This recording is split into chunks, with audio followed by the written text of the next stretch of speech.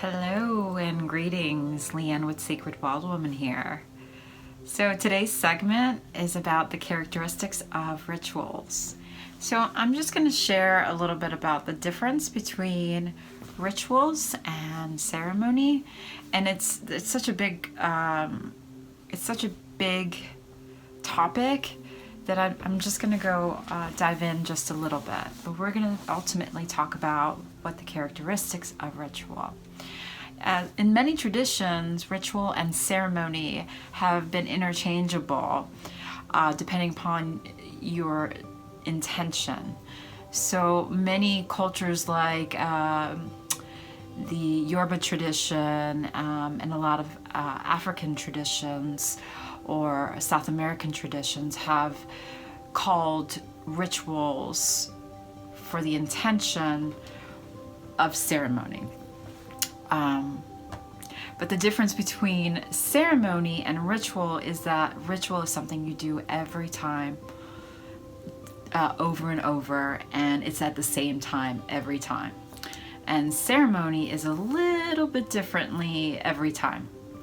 And you can do similar types of things, like when you set your container for ceremony, but the content of the ceremony is different at each time, and the alchemy of it is different. So there have been many negative connotations about what ritual has meant, and I'm gonna hopefully demystify it a little bit and give you a little history. So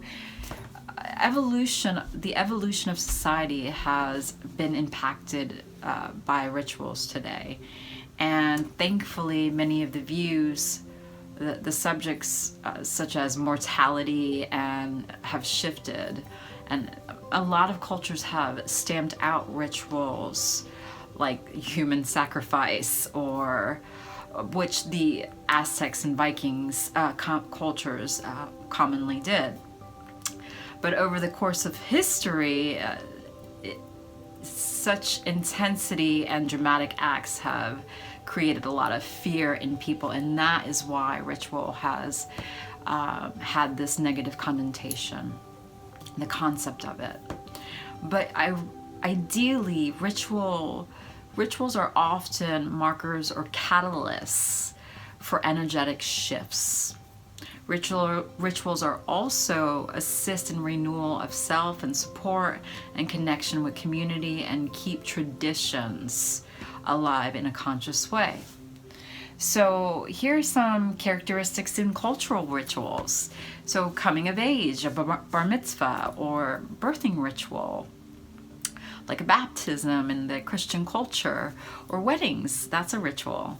And holidays, we have Christmas and Easter, and families get together and they have rituals in that area. And examples for family rituals, special trips. People take special trips, and that it's their ritual that they do every year. Birthday celebrations and game night and passing heirlooms. That's a family ritual. And then everyday rituals like prayer and meditation and family dinner and commutes.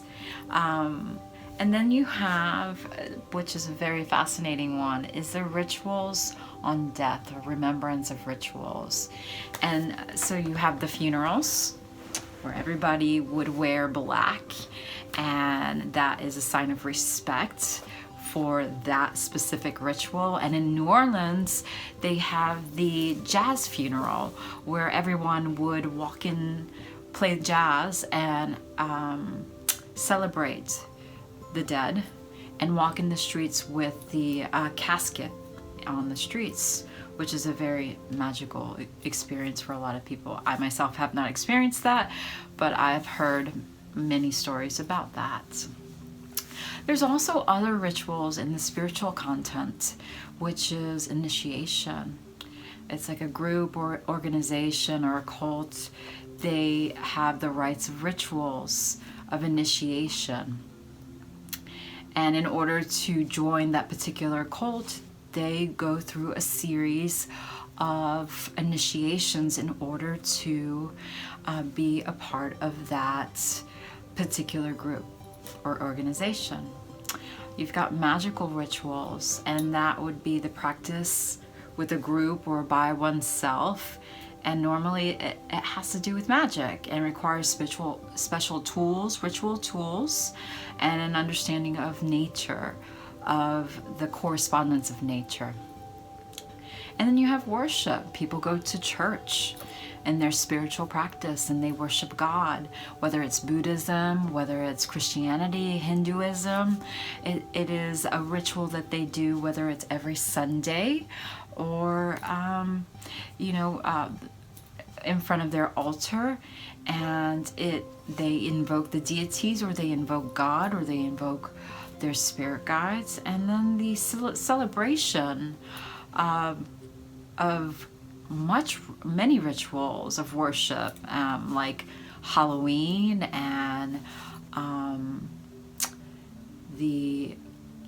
there's many, the changing of the seasons, Ibolic, I believe, and then there's a protection ritual, and that's about banishing, and people use the pentagram for that, amid of directing divine energy for protection of the ritualist.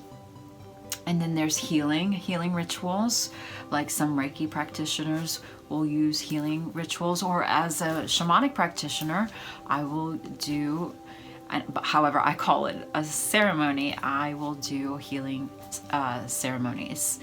But it is it's a kind of ritual, but it is not done on a regular basis at the same time.